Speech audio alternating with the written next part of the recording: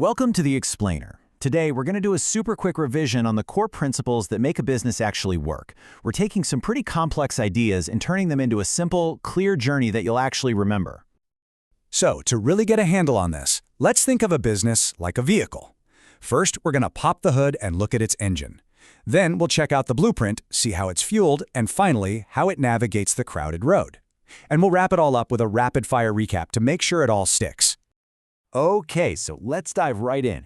Every great vehicle needs a powerful engine, right? Well, for any business, whether it's a huge corporation or a tiny startup, that engine is management. It's the force that turns ideas and potential into actual real-world movement. At its heart, what really is management? It's simply the art of getting things done through other people. But, and this is the key, it's not just about doing things. It's about doing them the right way. It's a constant balancing act between being effective and being efficient.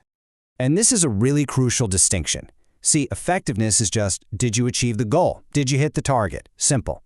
But efficiency is all about how you did it.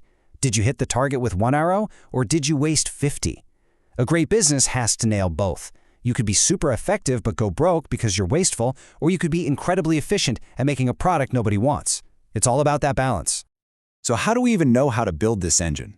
Well, we can thank two main pioneers who basically gave us the schematics. Think of Fayol as the architect, the one designing the company's overall structure, who reports to whom, the big picture.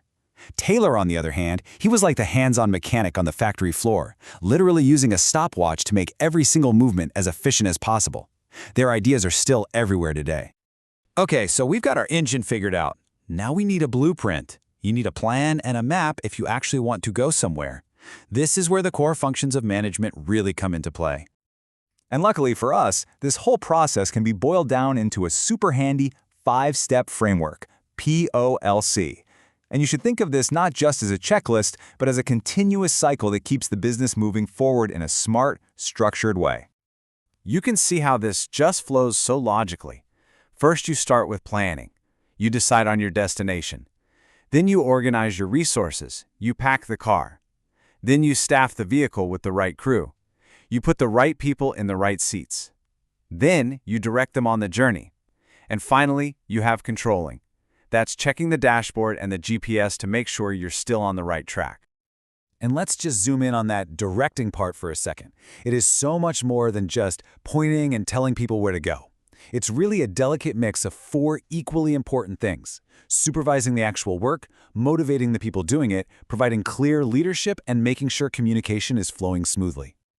Okay, so you can have the best designed car with the most powerful engine, but without fuel, well, it's just a really nice-looking, very heavy sculpture. For any business, that fuel is finance. It's the money that makes literally everything else possible. You know, financial management pretty much boils down to 3 huge high-stakes questions. First, the investment decision. Where are we going to put our money to grow it for the future? Second, the financing decision. Where do we get that money in the first place? And third, the dividend decision. When we make profits, what do we do with them? Now, it's really important to know there are 2 different types of fuel. First, you have fixed capital. This is the big stuff, the money you use to buy the factory or the office building. It's usually a large, one-time investment. Then you have working capital. This is the cash you need to run the day-to-day operations, paying salaries, buying supplies. You absolutely have to have both to survive. So where do businesses get this fuel? Well, they go to 2 different gas stations, so to speak. For short-term needs, anything under a year, they tap into the money market. But for the huge long-term stuff, like building a whole new factory, they go to the capital market, often by selling things like shares and bonds. All right, the car is built, the map is drawn, and the tank is full. It's time to hit the road. And that road is the marketplace. But listen, this is no empty highway. It's got traffic, it's got changing weather, and it's got rules you have to follow. You see, no business operates in a vacuum. It is constantly being pushed and pulled by these 5 massive external forces. Think about it. A sudden economic downturn, a new social trend, a game-changing technology, a new law, any of these can totally change the road ahead. The smartest companies are always watching the weather forecast. So how do you connect with customers in this crowded, noisy marketplace? Well, that's where the famous marketing mix, or the 4 Ps, come in. You've got to get the product right, you have to set the right price, you have to make it available in the right place, and you need the right promotion to let people know it even exists. If you mess up even one of these, the whole journey can just stall out. And of course, the rules of the road are there to protect the most important people out there, us, the consumers. We all have these guaranteed rights that ensure we're treated fairly, from the right to be safe from dangerous products to the right to be heard if something goes wrong. This framework is what creates trust in the whole system. Whew! We have covered a lot of ground at a very high speed. So let's pull over for just a second and do a super quick recap to connect all the dots and lock in these big ideas. First up, management. Just remember POC. It's that 5-step blueprint for turning an idea into reality. Planning, organizing, staffing, directing, and controlling. Next, finance. That's the fuel for the company. It all comes down to those 3 huge decisions: investment, financing, and dividends. Then you have marketing. That's how you navigate the marketplace. And it's all about the 4 Ps, getting the product, price, place, and promotion just right.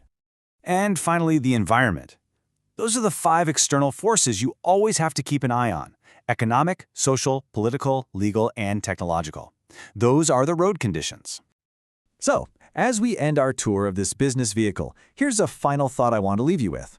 In today's world, which is changing faster than ever, which part of this machine, the management engine, the financial fuel, or the marketing navigation system, which one do you believe is the most critical to get right for success?